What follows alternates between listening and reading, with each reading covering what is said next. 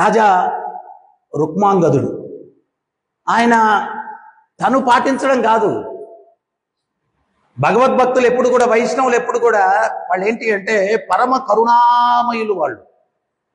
ఆ కరుణ మనం ఎన్నోసార్లు విన్నాం. రామానుజుల వారికి 18 సార్లు వెళ్తే గురువుగారు మంత్రోపదేశం చేశారు. చేసి ఏం చెప్పారు, ఇది ఎవరికంటే వాళ్ళకి చెప్పకూడదు అన్నారు. ఆయన ఏం చేశాడు, గాలిగోపురం ఎక్కువ ఊరంతా పిలిచేశాడు, వచ్చిండు వచ్చిండు వచ్చిండు వచ్చిండు అన్న. ఆధ్యాత్మికాది భౌతికాది దైవిక క్లేశాలు, మనసు శరీరం ద్వారా వచ్చేటువంటి కష్టాలు, వేరే జీవుల ద్వారా వచ్చేటువంటి కష్టాలు, ప్రకృతి దేవతల ద్వారా వచ్చేటువంటి కష్టాలు, జన్మ మృత్యు జరా వ్యాధి దుఃఖ దోషానుదర్శనం, వీటన్నిటి నుంచి శాశ్వతమైన విముక్తిని మీరు పొందాలనుకుంటే నారాయణ మంత్రాన్ని జపించండి. గురువుగారికి తెలిసింది, పిలిచారు. ఈ గురుద్రోహి, నేనేం చెప్పాను, ఎవరికి ఇవ్వకూడదు అన్నాను, నువ్వేం చేసావు, అందరికి ఇచ్చేసావు, దీని పర్యవసానం ఏంటో తెలుసా, నరకానికి వెళ్తావు. రామానుజుల వారు వినమ్రతతోటి గురువుకి సాష్టాంగ నమస్కారం చేసి, స్వామి నేనొక్కడిని నరకానికి వెళ్ళి ఈ మంత్రం వల్ల యావత్ మంది ప్రజానీకం వైకుంఠానికి వెళ్ళేటప్పుడు నేను నరకానికి వెళ్ళడానికి సిద్ధంగా ఉన్నాను. ప్రభుపాదుల వారు ఒక లెక్చర్లో చెప్తారు, నిజంగా నువ్వు ఆధ్యాత్మిక ఆనందాన్ని ఈ మార్గంలో అనుభూతి చెందుతూ ఉంటే యు కెనాట్ సిట్ సైలెంట్. నువ్వు సైలెంట్ కూర్చోలేవు. ఎందువల్ల అంటే, అరే నేను ఇంత మాధుర్యాన్ని అనుభవిస్తున్నాను, ఒక్కడికన్నా ఇవ్వాలి, నేను ఒక్కడికన్నా ఇవ్వాలా, దీన్ని నలుగురికి పంచాలా. మరి పూర్వాచార్యులందరూ ఏం చేశారు, వాళ్ళు ఈ మాధుర్యాన్ని వాళ్ళు అనుభవిస్తూ అందరికీ పంచాలనుకున్నారు. సో మనం కూడా నిజంగా ఈ మాధుర్యాన్ని అనుభవిస్తే ఖచ్చితంగా నేను పక్కింటోడికన్నా చెప్పాలా, ఎదురింటోడికన్నా చెప్పాలా, ఎవరికో ఒకరికి కృష్ణుడి గురించి చెప్పాలా. కొంచెం సమయాన్ని కేటాయించి ఈ మాధుర్యాన్ని ఇతరులకు ఇవ్వడానికి ప్రయత్నం చేయాలి. అది వైష్ణవుని యొక్క లక్షణం. రాజా రుక్మాంగదుడు ఆయన ఏకాదశి వ్రతం యొక్క విశిష్టతను తెలుసుకుని ఆయన ఏం చేశాడంటే, ఆయన పాటించడం కాకుండా తన రాజ్యంలో ఉన్నటువంటి ప్రతి ఒక్కరూ పాటించేటట్టు చేశాడు ఏకాదశి వ్రతాన్ని. ఆయన రేపు ఏకాదశి అనగా ద్వాదశి ముందు రోజు, దశమి రోజు ఆయన అందరికి ఊరంతా, రాజ్యమంతా దండోరా, ఉత్కల రాజ్యం అంటే ఒరిస్సాని పరిపాలించేవాడంట. సో అందరికీ దండోరా వేయించేవాళ్ళు, ప్రజలందరూ కూడా పాటిస్తున్నారు. దీంతో ఏమైంది, యమధర్మరాజుకు పని లేదా, చనిపోయినోడు నరకానికి వెళ్ళట్లేదు, నేరుగా వైకుంఠానికి వెళ్ళిపోతున్నారు అందరూ. సో యమధర్మరాజు ఆయనకేమైంది అంటే, Idol mind is devils work shop అంటారు. నరకంలో మామూలు మనుషులే ఇట్లా ఉన్నారంటే యమకింకర్లకు ఖాళీగా పెడితే ఎట్లుంటుంది పరిస్థితి చూడు. యమధర్మరాజుకి చాలా ప్రాబ్లం అయిపోయింది. వీళ్ళందరూ, స్వామే వన్ లేదు స్వామి, మాకు ఎవడు లేడు నరకడానికి, స్వామే మంటల్లో ఏపడానికి ఎవడు లేడు స్వామి. యముడు వెనకాల పడిపోయారు వీళ్ళందరూ కూడా. అయినా యమకింకర్లు ఎవరు తెలుసా, ప్రభుపాదులు ఒక లెక్చర్లు ఎక్స్ప్లెయిన్ చేస్తారు.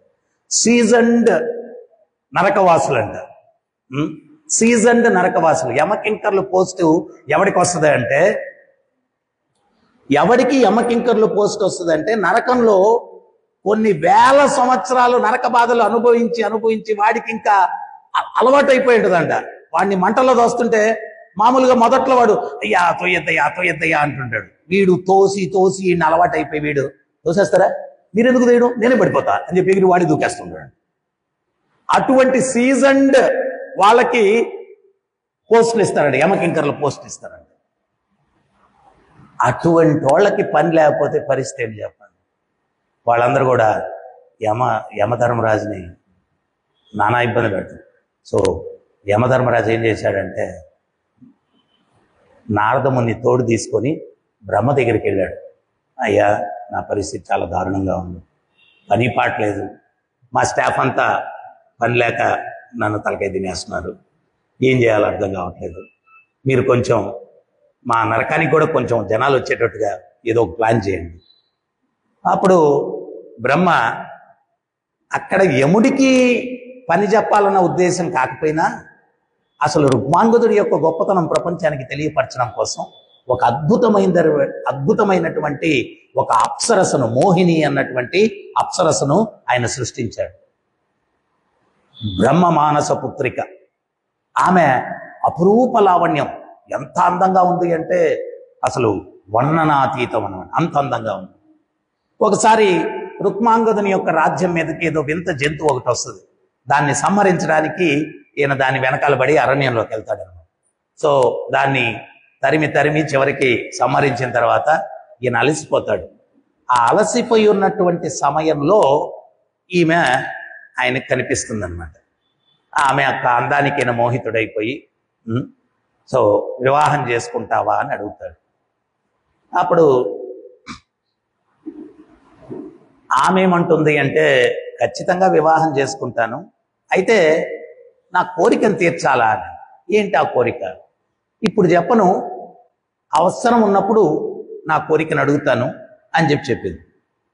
చెప్తే సరేనన్నాడు. వివాహం అయిపోయింది.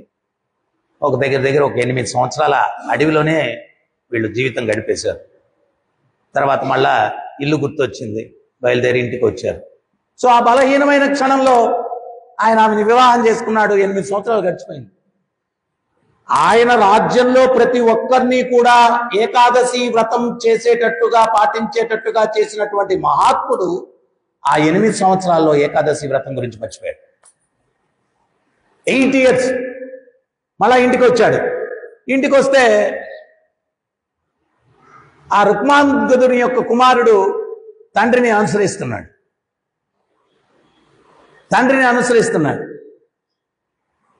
ఇక్కడ మామూలుగా ఏంటి అంటే, సంతానం అంటే ఆస్తి కోసమే సంతానం. కానీ నిజమైనటువంటి సంతానం పుత్రుడు ఎవరు అంటే, తండ్రి యొక్క ఆశయాల కోసం జీవితాన్ని గడిపేటువంటి వాడు.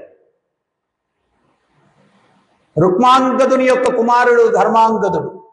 ఆ ధర్మాంగదుడు ఈ యొక్క ఏకాదశి వ్రతం గురించి దండోరా ఇప్పిస్తున్నాడు, తండ్రి గారి యొక్క అడుగుజాడలో నడుస్తూ.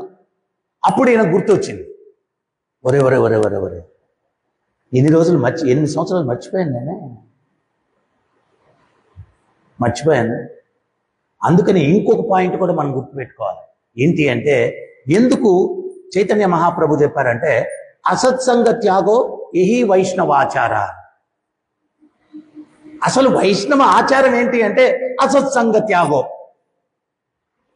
ఎందువల్ల అసత్సంగ త్యాగో యహి వైష్ణవాచార అన్నారంటే, ఆ అసత్సంగం వల్ల ఏమవుతుంది అంటే, మనం చేయాల్సినవి మర్చిపోతే పతనం మొదలవుతుంది.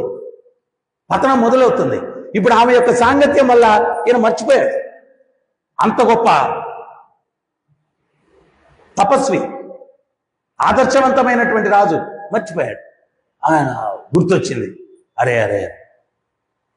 ఆయన ఏకాదశి వ్రతం పాటించాలనుకున్నప్పుడు ఈమె మోహిని వచ్చింది. వచ్చి ఏం చెప్పింది, రాజా రేపు లంచ్ మన ఇద్దరం కలిసి చేద్దామని. స్వామి, మీరు నాకు మాట ఇచ్చారు నన్ను వివాహం చేసుకునేటప్పుడు ఏదైనా కోరికుంటే తీరుస్తానని.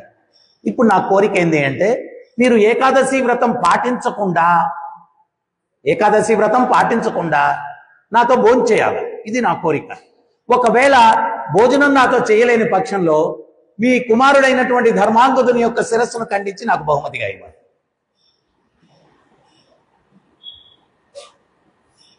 అంటే ఇంత పెద్ద ఉదాహరణ ఎందుకు ఇచ్చారు అంటే, ఈ నియమాలు పాటించడానికి మనం ఎంత ప్రాముఖ్యత ఇవ్వాలా. అక్కడేంటి, ఉపవాసానికి కుమారుడి యొక్క తలకి పోటీ పెట్టారు. అంత తీవ్రమైనటువంటి ఆమె కోరిక. మీరు ఒకవేళ ఉపవాసం చేయాలనుకుంటే ధర్మాంగదుని యొక్క శిరస్సు, నీ కుమారుని యొక్క శిరస్సు ఖండించి నాకు ఇవ్వాలి.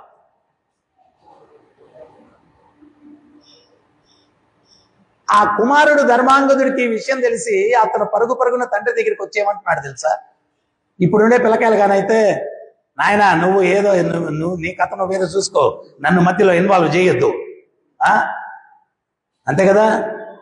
అసలు నన్ను ఎందుకు లాగుతున్నావు మధ్యలో, నీ ఉపవాసం నీ కథ నువ్వు చూసుకో, నన్ను ఎందుకు, అది సమస్య లేదు, నాకు సంబంధమే లేదు ఈ మ్యాటర్ తోటి. ధర్మాంగదుడు ఏమన్నాడు తెలుసా, తండ్రి, మీరు ఉపవాసం మానద్దు, నా శిరస్సుని నేను ఇవ్వడానికి సిద్ధంగా ఉన్నాను. నా శిరస్సుని నేను ఇవ్వడానికి సిద్ధంగా ఉన్నాను, ఉపవాసం మానద్దు మీరు. భార్య వచ్చింది, ఆమె పేరు ఏదో సంధ్యావళినో ఏదో, ఆమె వచ్చింది. వచ్చనింది, స్వామి, బిడ్డ మీద మమకారం తండ్రి కన్నా తల్లికి ఎక్కువగా ఉంటుంది, కానీ నేను తల్లిగా చెప్తున్నాను, ఆడి శిరస్సును ఖండించి ఆమెకు బహుమతిగా ఇవ్వండి, ఉపవాసం మాత్రం మానద్దని. భార్య సంధ్యావళి, మానద్దు. అప్పుడు ఈయన తన సైనికులతోటి ఖడ్గాన్ని తెప్పించాడు. తెప్పించి ధర్మాంగదుని యొక్క శిరస్సుని ఖండించబోయాడు. ఖండించబోతే అది ఆ ఖడ్గము ఒక పూమాలలాగా తయారయ్యి ఆ యొక్క ధర్మాంగదుని యొక్క మెడను అలంకరింపబడింది. సాక్షాత్ దేవదేవుడే అక్కడ దర్శనమిచ్చి ఈ యొక్క రుక్మాంగదుని అనుగ్రహించాడు. రుక్మాంగదుని అనుగ్రహించాడు. కుటుంబ వ్యవస్థ కూడా ఇక్కడ మనం గమనించాలి. అందరూ దేనికి ఉండాలంటే, ఇప్పుడు వివాహం చేసుకునేటప్పుడే మంత్రాల యొక్క అర్థం ఏంటి అంటే, మన ఇద్దరం కలిసి నారాయణుణ్ణి ఒకరికొకరు సహకరించుకొని నారాయణుణ్ణి సేవించి తరించడానికి ఒకటవుతున్నాం. భార్యాభర్తలు ఒకటవుతున్నారు, కేవలం ఇంద్రియ భోగానికి కాదు. ఒకరికొకరు సహకరించుకొని ఆ శ్రీమన్నారాయణుణ్ణి, ఆ శ్రీ మహావిష్ణువుని, ఆ శ్రీకృష్ణుణ్ణి సేవించుకొని తరించడానికి మన ఇద్దరం ఈ బంధం కలుస్తున్నాము. ఆ పిల్లలైతేనేమి, కుటుంబ సభ్యులైతేనేమి, అందరూ కూడా ఏంటి అంటే ఆధ్యాత్మిక పురోభివృద్ధిని సాధించడానికి ఒక్కొక్కరు సహకరించుకోవాలి. ఇక్కడ చూడండి, వాళ్ళు ఆధ్యాత్మిక నియమాలను పాటించడం కోసం ప్రాణాల్ని పళంగా పెట్టడానికి సిద్ధమైపోయారు. ఇట్లా ఉండాలి కుటుంబ వ్యవస్థ అంటే. కుటుంబ వ్యవస్థ ఇప్పుడు రోజుల్లో మనం చూస్తాం, పిల్లోడు ఉపవాసం చేస్తే తల్లిదండ్రులు, పిచ్చా చాతస్తాం రా నీకు, ఈ ఉపవాసాలు ఇవన్నీ దేనికి, పోయేటప్పుడు చేసుకుందులే. ఇప్పుడు పోయేటప్పుడు, అడు పోయేటప్పుడు, ఇప్పుడు దేనికి ఇవన్నీ. ఒకవేళ తల్లిదండ్రులు చేస్తా ఉంటే, దో మీ చాదస్తం మీరు కావాలని చేసుకోండి, మమ్మల్ని ఉపవాసం అనద్దు. వాళ్ళకి తెలియట్లేదు, వీళ్ళకి తెలియట్లేదు దాని వెనకాల ఉన్న పరమార్థం ఏంటి అని. ఉపవాసం అంటే హరివాసం, హరికి దగ్గరగా గడపాల. ఆ రోజు నువ్వు వీటన్నిటిని పక్కన పెట్టి ఆధ్యాత్మిక చింతనలో ఎక్కువగా గడపాల, అది ఉపవాసం. ఉపవాసం అని చెప్పుకొని ఇంకా జిఫా చేపలు అని పెంచుకునేది, ఐటమ్స్ పెంచుకొని, అది కాదు ఉపవాసం. సో అందువల్ల ఆ రుక్మాంగదుడు తన కుటుంబం అంతా కూడా ఆ నియమ పాలన కోసం ఎంత త్యాగానికి కూడా సిద్ధమయ్యారు.